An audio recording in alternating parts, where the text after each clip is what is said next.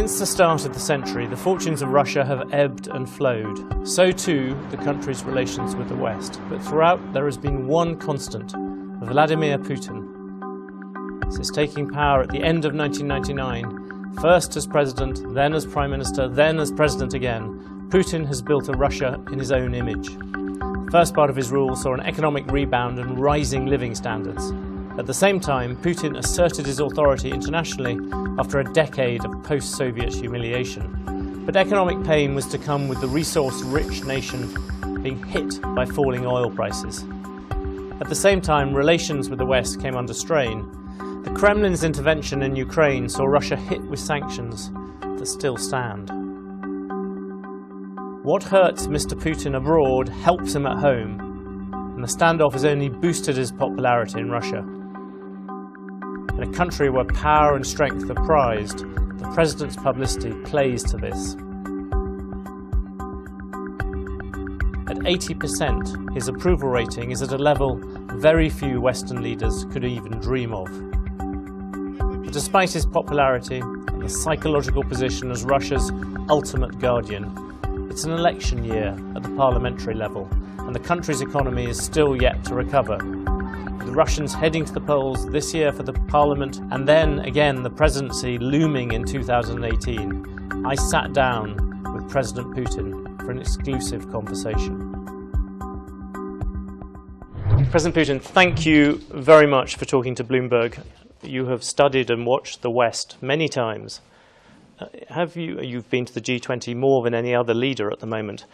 Have you ever been to a G20 where the West has seen more divided, more in doubt, more distrustful of itself? You look at all the things happening in Europe, the migration, you look at the Brexit, you look in America with all the election and the problems with that. Does the West seem particularly disunited at the moment to you? And what do you explain that by?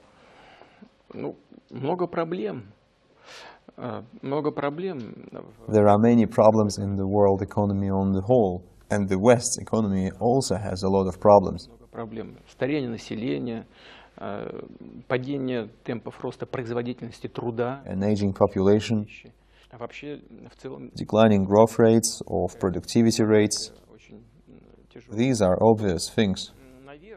On the whole, these demographics are very difficult. Then perhaps experts, and you are one of the best experts in this subject, believe that the EU's expansion policy didn't account for the readiness of this or that economy to join the Eurozone, allowing, for example, admission into a single currency to those with reasonably weak economic indicators. And it's very difficult to support growth rates, but the economy itself under such testing conditions. We in Europe weren't the only ones to go through this. For example, we know in Argentina how 10 years or maybe more ago they tightly pegged the national currency to the dollar and then didn't know what to do. And that's what entering the Eurozone was like. Do you expect the euro to survive?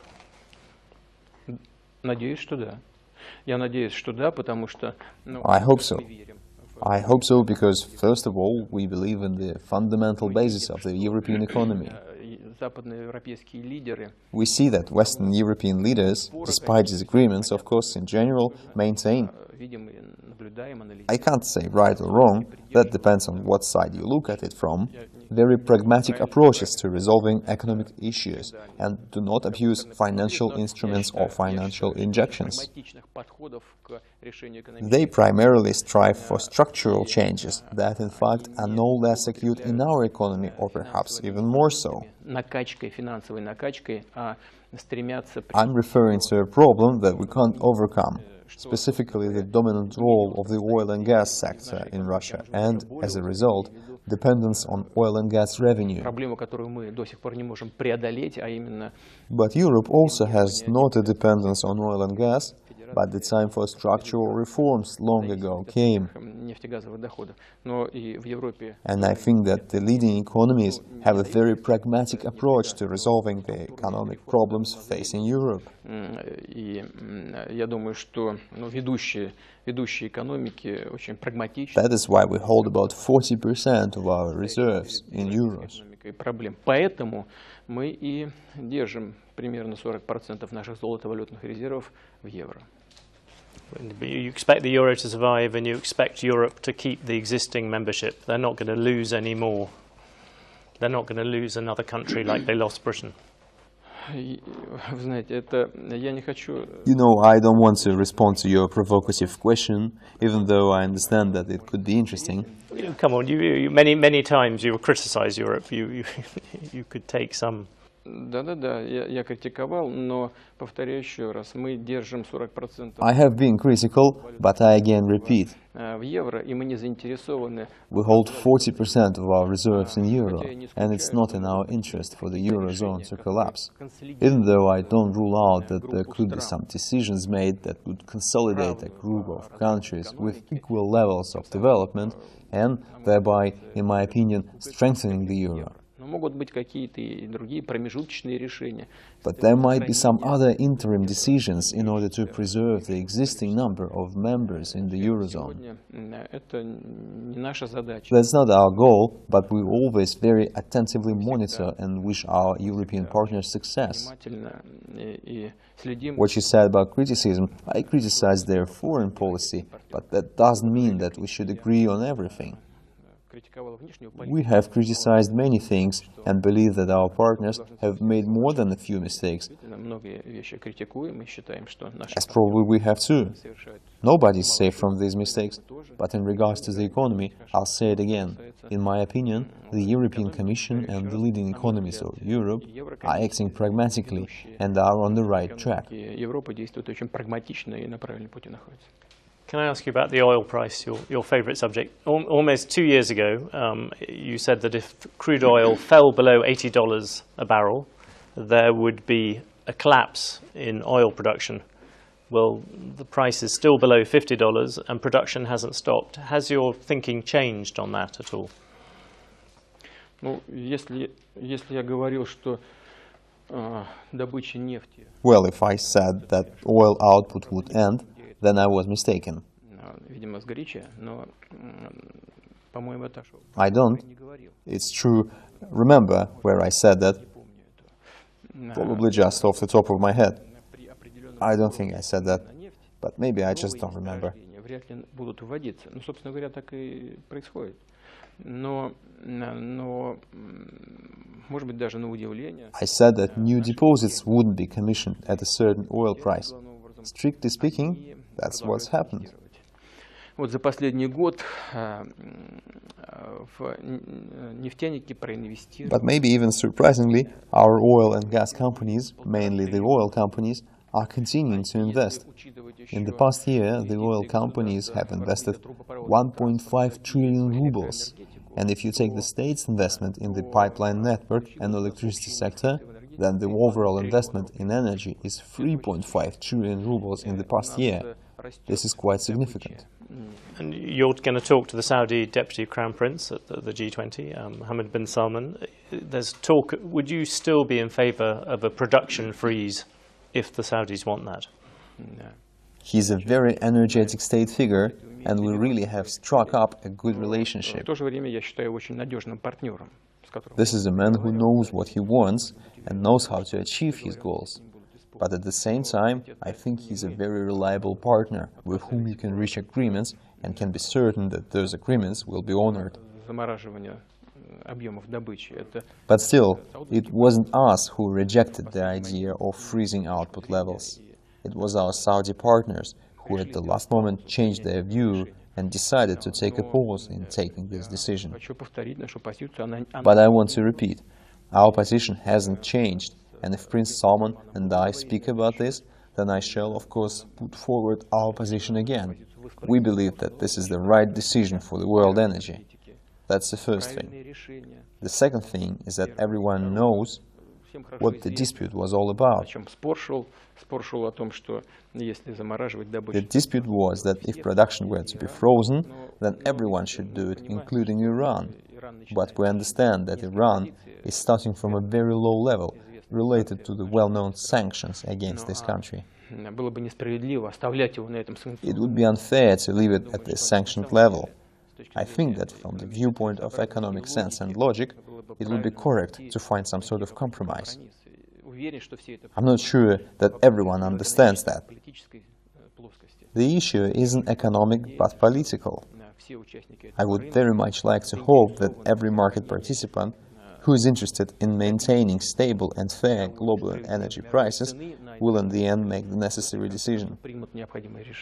So you would be in favor of a production freeze, but giving Iran a little bit of leeway to do what they need to do? Да. Yes. Can I ask you about privatization and oil again? The privatization of Bashneft. You delayed it, and now, as we reported, Igor Sechin of Rosneft has come forward and said he would like to buy half of it for $5 billion. But you have always said that you don't want the big state companies to be buying the newly privatized ones. So how could you wouldn't allow that, would you? Знаете, вы сейчас сказали о государственных компаниях. You spoke just now of state-run companies. Rosneft, strictly speaking, isn't a state company. Let's not forget that 19.7% of it belongs to BP, which, by the way, is a British company. Британия, правда? То есть вы, по сути, You're a British subject, so you're also... I think you may have more control over Rosneft than Theresa May has over BP. Да, значит, может быть, у нас и больше. Yes, maybe we have more control, but strictly speaking, it's not a state company. I wanted to say that I think this is a clear fact. 19.7% belongs to a foreign investor. But nevertheless, given that the controlling stake belongs to the state, probably it's not the best option when one company under state control acquires another purely state company. This is one position. Second is that in the final analysis, it's important for the budget who gives more money in the auctions that should be organized as part of the privatization process. And in this sense, we can't discriminate against market participants, not a single one of them. But it's not relevant at the moment, as the government decided to delay Bashneft's privatization. But on the question of privatization, you said back in 2012 that you wanted to expand privatization. You've had a difficult time of it. You know, why has that not worked? And is there a case? You know, why does the Russian government need to own 50% of these companies? Maybe you could sell more. The Russian government has no need to hold such large stakes, and we certainly intend to carry out our plans. The question is not whether we want to or not, it's whether it makes sense or not, and at what moment in time. On the whole, this makes sense at least from one point of view, from the standpoint of structural changes in the economy. The state really is perhaps too big in the Russian economy now. But in the falling market, even from the point of view of fiscal interests, it doesn't always make sense, so we're taking it carefully. But our trend, from the standpoint of privatization and the state's gradual withdrawal from certain assets, is unchanged and remains unchanged. By the way, you mentioned Rosneft. We are very busy preparing to privatize part of our Rosneft stake itself. This is the best confirmation that we haven't changed our fundamental plans. So you would do Rosneft this year? You would sell those shares in Rosneft this year, you hope? I don't know if the government can prepare and do this deal together with the management of Rosneft itself, if the appropriate strategic investors can be found.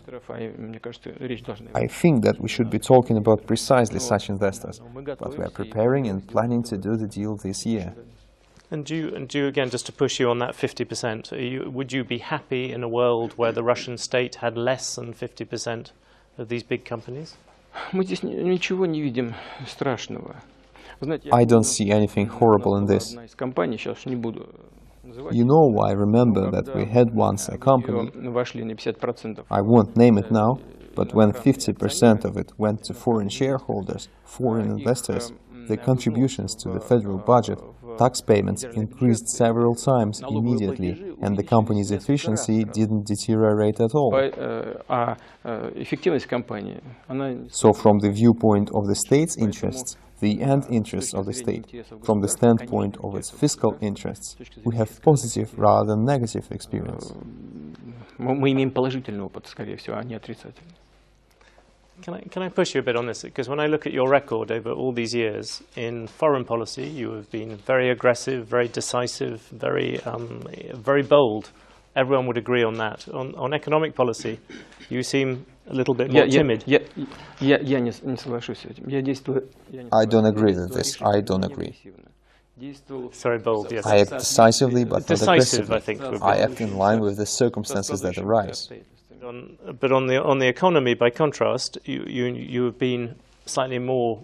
You have been less decisive in terms of pushing reforms through. If you look at countries like China and Vietnam, you know, they have changed their economies completely. Russia, as you said, is still one dependent on oil, still dependent on a few companies, still run largely by the same people. Do you think that has been a sort of failing throughout the year, throughout those years, that you have not reformed enough? Нет, я так не думаю. Более того, no, I don't think so. And moreover, we held a land reform. It was hard to imagine in Russia that this would be possible. Wait a minute, listen. Unlike many countries in the world, with a very developed market economy, our, say, oil sector, it's almost fully privatized. You just mentioned Rosneft and Bashneft, and the rest are private companies. And look what's happening in this sector in Saudi Arabia, in Mexico, and in many other oil-producing countries. Why do you think Russia has made less progress towards these reforms? Another thing is that with high oil prices, it's very hard to redirect economic participants from those industries where they get big profits and to encourage them to invest money and resources in other areas. For this, you need to pursue a whole set of measures. We are doing just that gradually. Unfortunately, the effect may not be as significant as we would like it to be. A moment, let me finish. So look, the year before last, oil and gas revenue accounted for 53% of budget revenue. This is the year before last, in 2014, and in 2015 it was 43%, and this year it will be about 36%. So structural changes are also taking place. And it's not only about the price, but also about the distribution, economic growth, the expansion of certain industries. But all the same, I know you are a generous man, but if you had a general who had lost 80% of his army, you might not keep him as a general. Gazprom still has the export monopoly. You wouldn't think of taking it away from them given that performance, because it is worse than other gas companies. Listen, that's a different story.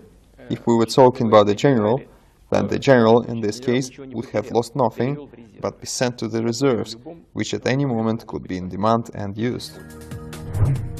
Coming up, talking Trump. Putin weighs in on the US election.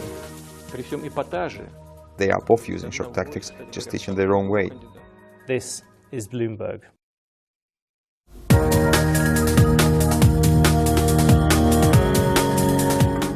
The fall of the Iron Curtain brought with it a warming of relations between Russia and the West. By 1997, the country had been invited into the exclusive group of industrial nations, with the G7 becoming the G8. But his backing of Syrian President Assad, together with the annexation of Ukraine's Crimean Peninsula, has seen all that change. Russia is under sanctions and is being kicked out of the G8 club. If I had to look at the West, I think at the root of their distrust is the idea that they think that you want to expand Russia's zone of influence, in some cases geographically, but also at the very least to control the countries on your border.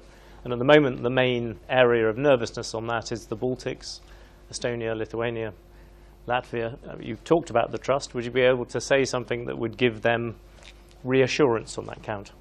Слушайте, я думаю, что все Listen, I think that right-thinking people who really are involved in politics understand that the idea of a Russian threat to, for example, the Baltics is complete rubbish. Are we really about to fight NATO? How many people live in NATO? About 600 million, correct? There are 146 million in Russia. Yes, we are the biggest nuclear power. But do you really think that we are about to conquer the Baltics using nuclear weapons? What's this rubbish? That's the first point, but by no means the main point. The main point is something completely different. We have great political experience, which consists of our being deeply convinced that you cannot do anything against the will of the people. And some of our partners appear not to understand this.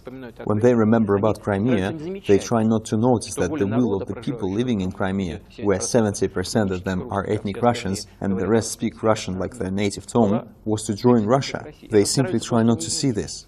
In one place, Kosovo, you can use the will of the people, but not here.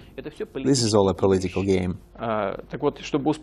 So, to give reassurances, I can say Russia has pursued and plans to pursue an absolutely peaceful foreign policy directed towards cooperation.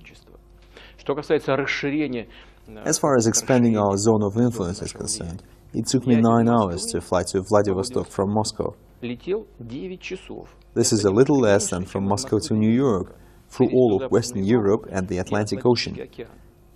Do you think we need to expand something? The question is not at all about territory. And in terms of influence, yes, we would like Russia's influence to be more noticeable, more significant. But we are putting absolutely peaceful and positive content into this. Economic influence, humanitarian influence, the influence derived from developing equal cooperation with our neighbors. And this is what our foreign policy is aimed at, and no one should doubt this. You mentioned Crimea, you mentioned what happened there. In terms of the reassurances you might give, is back then on March the 4th, 2014, which 3 times our reporter asked you, what is happening inside the Crimea? Did you know anything about the Russian troops which were taking over the Ukrainian government? And you said no, you knew nothing about that, nor the military bases. Then a year later you talked about directing the operation to bring Crimea home yourself. Do you accept that sometimes you could have maybe said things in a much clearer way when they were actually happening? Of course, I have already commented on these things on many occasions. There is nothing simpler than that. I have already spoken about it. Yes, our servicemen guaranteed safe voting and the referendum. If we had not done this, then we would have been confronted with a worse tragedy than the burning alive of people in the trades union house in Odessa. When nationalists surrounded defenseless, unarmed people and burned them alive, this would have been widespread in Crimea. We did not allow this to happen. That people came themselves to the polling stations and voted is a fact. No one would have gone to the polling stations under the train of a machine gun. It's so obvious that you can't argue with it. Come to Crimea yourself now, take a walk and everything will become clear. And that's the end of the matter. So yes, our troops were in Crimea. We didn't even access the numbers of our units that were there in accordance with our agreements with Ukraine. But the most important thing can be found in something completely different. The most important thing is that the Crimea parliament voted for the referendum and then for independence, which had been elected 2 years previously under Ukrainian law. In other words, this was an entirely legitimate body representing the people living in Crimea. So we acted entirely in accordance with international law, the United Nations Charter, and on the basis of democratic principles. And this, above all, is nothing more than the people expressing their will. As you well know, there is an American election underway. There is a choice in that between Hillary Clinton and Donald Trump. Who would you rather have at the other end of the telephone? I would like to work with a person who can make responsible decisions and implement any agreements that we reach. исполняет достигнутые договоренности. Their last name doesn't matter. Of course, it's necessary for that person to enjoy the trust of the American people, so that they won't just have the desire, but also is backed by the political will to fulfill all those agreements. Therefore, we never intervened and do not intervene, and are trying not to intervene in domestic political processes. We will closely monitor what happens and wait for the election results. And then we will be ready to work with any administration if it itself wants that. Can I just push you on that? Back in 2011, you accused Hillary Clinton of seeking to trigger the protests that you were facing in Russia at the time. And by contrast, I was just looking at some of the things that Donald Trump has said about you. Back in 2007, he said Putin's doing a great job. In 2011, he praised your no-nonsense way. Next year, he said you were his new best friend. Next year, he said you were outsmarting the Americans. He said you have good ratings together. I could go on and on like that. But are you really telling me that if you have a choice between a woman who you think may have been trying to get rid of you and a man who seems to have this sort of great affection for you, almost sort of bordering on the homoerotic, you're really going to go for, you're not going to make a decision between those two, because one of them would seem to be a lot more favorable towards you? Ну, вы знаете, я уже по сути ответил на ваш вопрос. You know, I essentially already answered your question. I will reformulate it again in different words. We are ready to work with any president, but of course, I want to say that it depends on how ready the future administration is. If someone says that they want to work with Russia, we will welcome it. And if some, as you said, although it may be a poor translation, wants to get rid of us, that will be a completely different approach. But we will survive it, and it's not clear who has more to lose at that approach. But you know what it is. I have repeatedly seen the anti-Russian card played during domestic political campaigns in the States. I think that it's a very short-sighted approach. At the same time, they send us all sorts of signals from all sides that actually things are just fine. In previous administrations, that's the way it was during the campaign. We will restore everything later. You know, it seems to me that it doesn't fully meet the level of responsibility that lies on the shoulders of the US. I think that all this should be more dignified, calm, and more balanced. In regards to that someone is criticizing us, you know, criticism is leveled at us by Mr. Trump's team as well. For example, one of the members of his team said that Russia allegedly paid money to the Clinton family via some foundations. What's that? Does that mean that we control the Clinton family? It's complete nonsense. I don't even know how it was sent, through what funds. So both one side and the other side are using it as a tool in a domestic political struggle, and that's bad in my opinion. But obviously, when someone says that they want to work with Russia, we will welcome it, regardless of what last name that person has. Can I ask you one last question on Donald Trump? Some people say that he is too volatile to be an American president. You would be happy with him as an American president in the same way as you would be happy with Hillary Clinton in that role? You know, we can't answer for the American people. After all, with all the shocking tactics of not only one but the other candidate, they are both busy using shocking tactics, just each in their own way. They are smart, they are very smart people. They understand which buttons you need to press a bit so that the voters of the United States understand, feel and listen to them. Trump is focusing on the traditional Republican electorate, people with average incomes, the working class, a select group of entrepreneurs, and people that support traditional values. Mrs. Clinton is focusing on a different part of the electorate and is trying to influence them in her own way. So that's why they attack each other. In some cases, I wouldn't want us to follow their lead. I don't think they are setting the best example.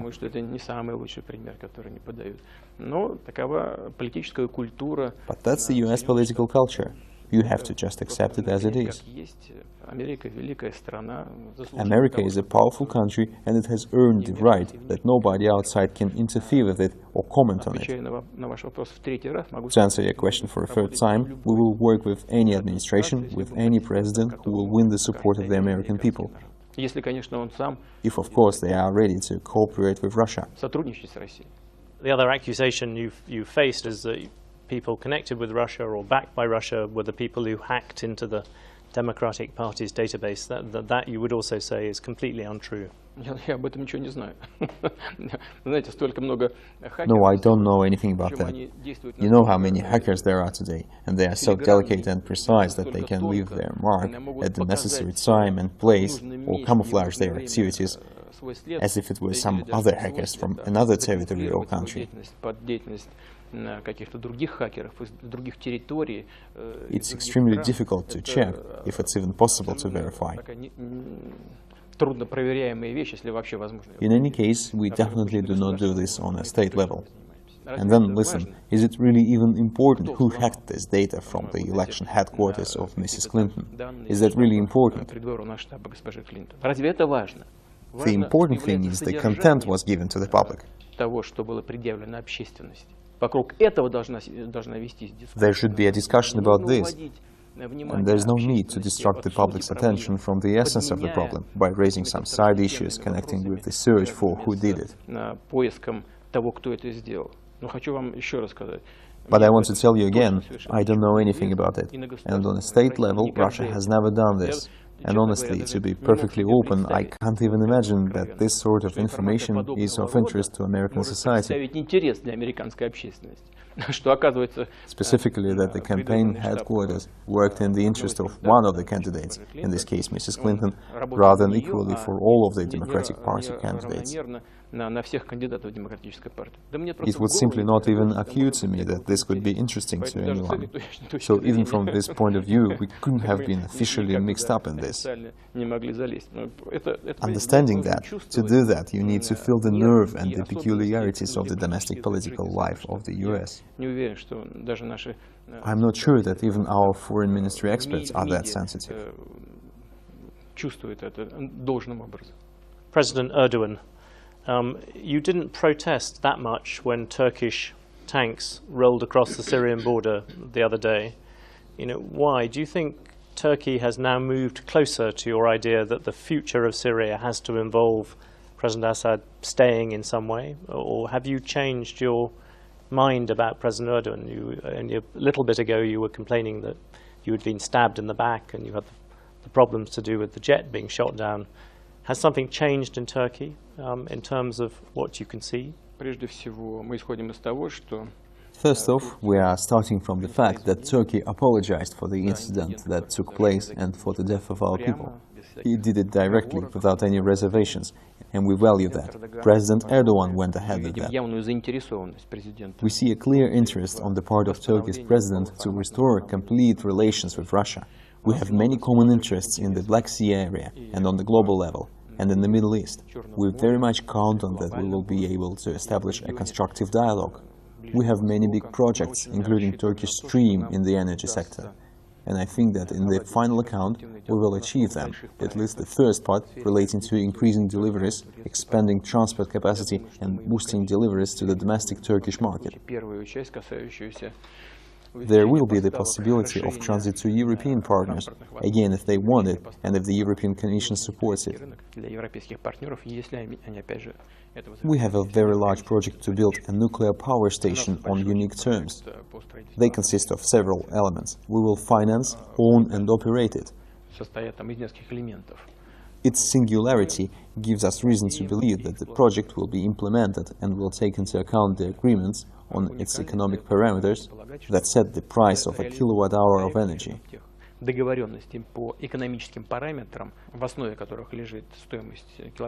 This will be an economically advantageous project for both sides. In addition to everything else, as I already said, we have a mutual desire to come to an agreement about the region's problems, including the Syrian problem. I once thought and continue to believe that nothing can be decided from outside about the political regime or a change of power. When I hear from the outside that some president must leave, not from inside the country, but from outside it, it raises major questions for me. I'm simply sure, and I get this confidence from the events of the last decade, specifically the attempts at democratizing Iraq. We see that in fact led to the collapse of the statehood and growth of terrorism. Where do you see elements of democracy there? Maybe they will emerge eventually. I very much count on it. Or will the civil war continue in Iraq? And what will happen in general with Iraq in the future? So far, these are big questions. It's the same with Syria. When we hear that Assad should leave, and for some reason someone from the outside believes that, I have a big question. What will it lead to? Will it correspond with international legal standards, and what will it lead to?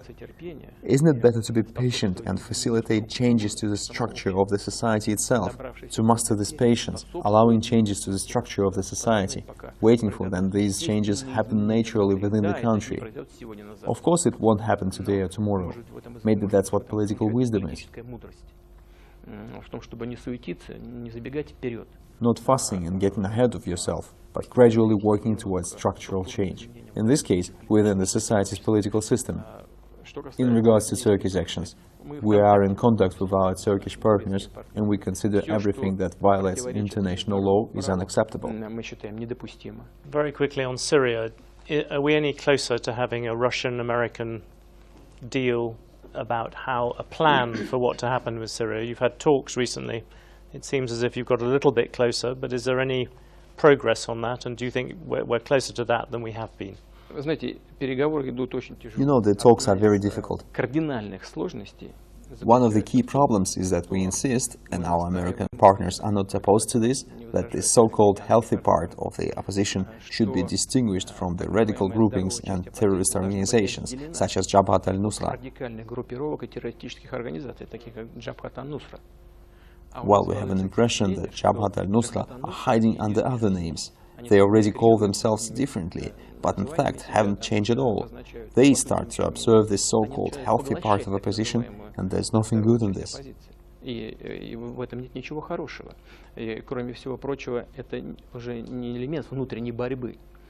Besides, this is not an element of internal conflict. These are outside fighters who get arms and ammunition from abroad.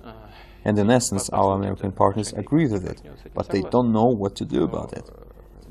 Nevertheless, despite all these difficulties, we're on the right path, and I have to mention that Secretary of State Kerry has certainly done colossal work.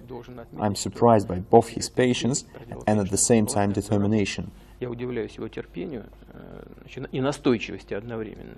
But nevertheless, in my opinion, we are gradually heading in the right direction, and I don't rule out that we'll be able to agree on something in the near future and present our agreements to the international community.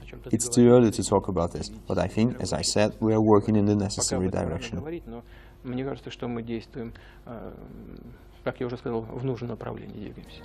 Coming up next, what's in Russia's future? As strange as this may sound, you shouldn't cling to it. You shouldn't try to remain in your position at any cost. This is Bloomberg.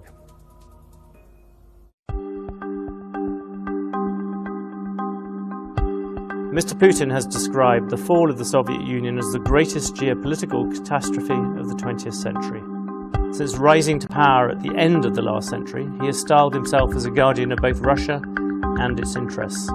He has moved from president to prime minister and then back again to president.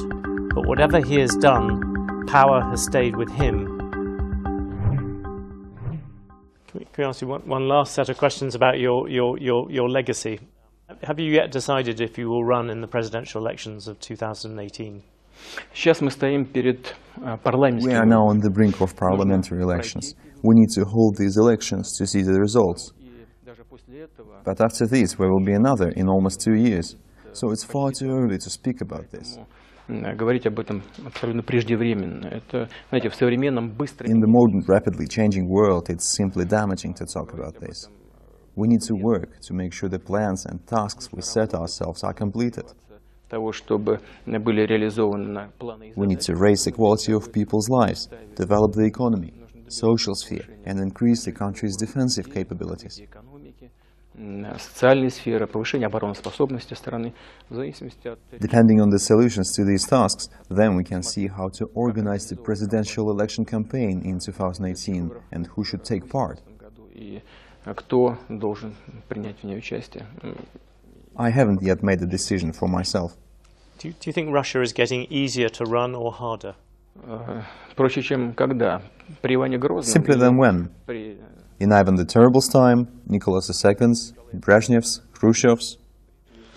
In your time, since... Я думаю, что сложнее, потому что все-таки при всей критике... I think it's more complicated because, despite all the criticism of our Western partners, we are developing processes of domestic democracy. At these elections, there are significantly more parties going to take part than in previous years, and this will obviously leave its mark on the course and result of the campaign. Будет накладывать отпечаток на ход и результаты избирательных кампаний. There is a practical dimension. We now see that the rating of our leading political force, the United Russia Party, slid a little, and many people are asking, what's up? What's going on? What's happened? Clearly, it's the start of a proactive election campaign. And the large number of parties that are now taking part in the election process, they are all on television screens, in the media, and in the newspapers. And what do they have to offer? They all criticize the authorities. Телевизоров, средства массовой информации, в газеты. А с чем они выходят? Они все критикуют власть.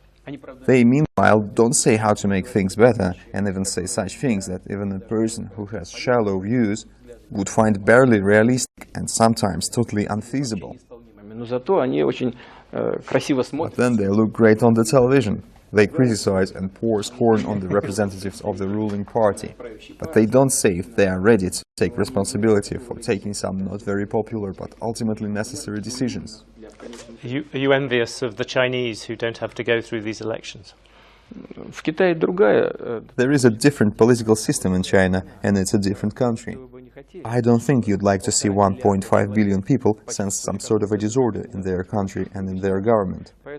So let's give the Chinese the right and the possibility to decide how to organize their country and their society. Россия другая страна. У нас другие. Russia is a different country. We have different processes, different developmental level of the political system's development. It's a different quality. It's not about the level per se. It's about the quality of the political system. But it's growing and it's becoming more complex. И мне бы очень хотелось, чтобы и в будущем эта система укреплялась. In fact, it makes me happy, and I'd like for the system to become stronger, so that we have a balance in our political system that would allow it to be always in an effective state and aimed at progress. В таком дееспособном состоянии и быть нацелены на развитие. You've just reorganized part of your government. You've promoted some people, some former bodyguards and people like that. Do you think that might be the sort of area where the next leader from Russia will come? Will it come from this younger generation of people who are beginning to emerge? Да, конечно. Я исхожу из того, что... Yes, of course. I think that the future leader has to be a young person. Достаточно молодым. Be a young man like Alexei Dumin or someone like that. Ну, но зрелым. But also a mature person. As for the members of the various special forces and the military, there is nothing new here. Никакой новизны здесь нет. У нас не в первый раз. This is not the first time that we have members of the Defense Ministry and the Federal Security Service being promoted to a regional administration. Ну, не исключением является, скажем, Федеральная служба охраны, чем они хуже. The Federal Guard Service shouldn't be an exception. Why are they any worse? The most important thing is that the right person wants to grow, is capable of growing, and wants to serve the country in his sphere or work with wider powers and more responsibility. И если он хочет, и я вижу, что... And if he wants, and I can see that the person has potential, then why not let him work? And then, after all, representatives of regional governments will also have to participate in elections and allow the citizens of the region to judge their proposals. Get to know their programs, them personally. Население того или другого региона нужно, чтобы люди посмотрели, познакомились с этими программами, с человеком познакомились. There must be a relationship between the head of the region and the people who live there. The people must have a feel for what kind of person the potential leader is, And if they vote for him, for me that means that they trust him. Будущего руководителя. И если уж будут за него голосовать, я исхожу из того, что будут ему доверять, иначе не проголосуют. You just referred to the system surviving after you. The people might say there were two ways in which Russia is very difficult to rule. One is it's a very personal system at the moment. Many people vote for you rather than for a party. And the other region is Russia is still a fairly, lawless place. You still have difficulties in Chechnya. You have the things like the murder of Boris Nemtsov, which I know you've condemned and you've brought people in, but the people, whatever mastermind is still being sought. Is Russia a very, very hard place to govern at the moment? Вы знаете, любой страной сложно управлять. Я вас уверяю, что... Any country is hard to govern, believe me. Do you think the US is easy to govern? Is it easy to solve what seem to be simple tasks such as, say, Guantanamo? President Obama said in his first term that he would close Guantanamo, but it's still open. He doesn't want to close it? Я уверен, что хочет. Of course he wants to. I'm certain that he wants to. But 1,000 things come up that don't let him completely settle the matter. Speaking of which, that's actually bad, but that's another topic. И даже очень маленькой страной. Вопрос... Any country is hard to govern, even a very small country. It's not a question of whether the country is large or small, it's a question of how you relate to the work, to what extent you feel responsible for it. И политической системы, и становление рыночных принципов экономики. Russia is also hard to govern. Russia is at the development stage of both its political system and the restoration of market principles in the economy. It's a complicated process, but very interesting. Russia actually is not just a large country, it's a great country. I mean its traditions and its cultural particularities. Yes, there are particularities and traditions in the political sphere. Why hide it? Сразу наступили коммунистические времена. We all well know that we had an absolute monarchy, and then almost immediately the communist period began. The base broadened a bit, but to a certain degree the management system became even more harsh. It was only in the 1990s that we moved towards building a completely different system of domestic politics, a multi-party system, and that's also a difficult, ambiguous process. You can't skip over steps of it. You need the public to get used to it, so that they felt their own responsibility then going to vote, so that they don't put their faith in populist decisions or reasoning, or one group of candidates that's just bashing another group. The public needs to analyze what's being proposed by the candidates. That goes for elections to parliament, and it goes for presidential elections. Но, кстати говоря, там, где четкая... In places where it's a clear presidential system of government, people generally tend to vote not so much for the party as for the president's candidate. It's like that almost everywhere. So there's nothing unusual in our country's situation. Ничего необычного в положении в нашей стране нет. Can I ask you a personal thing? You've managed to rule Russia for 16 years. If you look at the chief executives and the business people who tune in to Bloomberg and watch it, very few of them last longer than 5 years, 6 years. What advice would you give them to hang on to their jobs for longer? Как это ни странно прозвучит. As strange as this may sound, you shouldn't cling to it. You shouldn't try to remain in your position at any cost. After all, I wasn't, as you said, here for 16 years. I was president of the Russian Federation for 8 years, and then, not violating the constitution, not changing it for myself, I simply didn't run for a third term, which was impossible under the constitution. Our constitution says we can run for 2 consecutive terms. That's what I did. I was elected to 2 terms, and then I simply left for a different job. I worked for 4 years as a prime minister. According to the constitution, I had the right, and after 4 years, I ran again for the presidency. And I was elected, and I'm working now. So it's not 16 years. It's 4 and 4, 8, and now 4. But what is the reason for your success? As for length, one of the Canadian prime ministers, I think, was in power for 16 years. The German Chancellor, how long has she been in power, if we are talking about the top job in the executive branch? Not 16 years. You have done longer than most. Так и я не 16, я 12. Вот. And I haven't been for 16 years, I've been for 12. For her, I think it's not less. Я не знаю, какие здесь могут быть секреты. У меня секретов нет. Я просто всегда стараюсь. And that's not the main thing. I don't know how there could be secrets here. I try to sense the mood of the people, their needs, their attitude towards ways to solve problems, their priorities. That's mainly what I go by.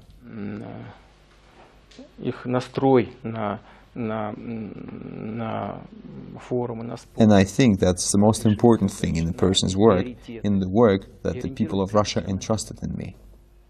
И мне думается, что вот это самое главное в работе любого человека, который занимается той работой, которую народ России доверил мне.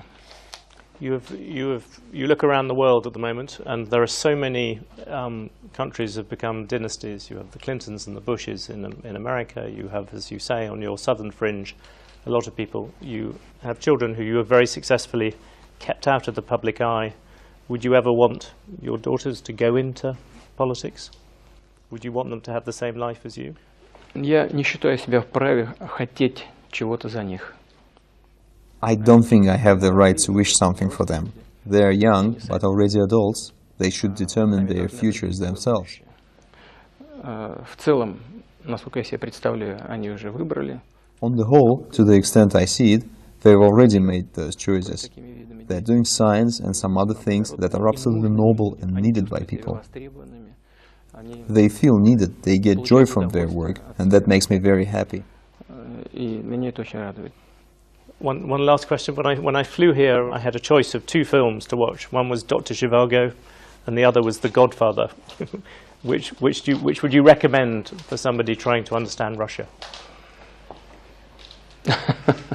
Ну, не знаю. Вы знаете. You know, we have a well-known phrase, Russia cannot be understood with the mind alone. No ordinary yardstick can span her greatness. She stands alone unique. In Russia, one can only believe. Культура, она многогранна и многообразна. Russian culture is multifaceted and diverse. So if you want to understand, to feel Russia, then of course you need to read books, Tolstoy and Chekhov and Gogol and Turgenev and others. Listen to music, Tchaikovsky, watch our classical ballet. But the most important thing is that you need to talk with people. Я вас уверяю, как вы только начнете встречаться с обычными рядовыми гражданами. Believe me, when you start to meet with ordinary people, you understand that a Russian person, a person of Russia, a Tatar, a Mordvin, a Chechen, a Dagestani, they are very open people, even a little naive. Открытые, даже немного наивные. But there's one defining trait that probably all peoples have, although it comes out especially strongly in us. It's a striving for justice. У всех народов есть, но у нас она особенно ярко выражена. Это стремление к справедливости. It's one of the dominating, I think, traits in the mentality of a person from Russia, a Russian person. Мне кажется, в менталитете россиянина и русского человека. И And another thing that is characteristic for the Russian mentality is the drive towards something, and of course I'm speaking generally. We have millions of people, but on average... Конечно, это, знаете, это общая черта такая. У нас миллионы людей, все люди разные, но в среднем все-таки мы, конечно, we of course want to be materially well off, and I will try to do everything that I possibly can, so that people live better, so that their quality of life improves.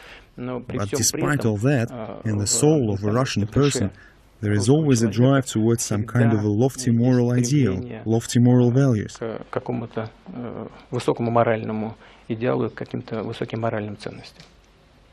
That definitely sets us apart, and I'm certain it's in a good way.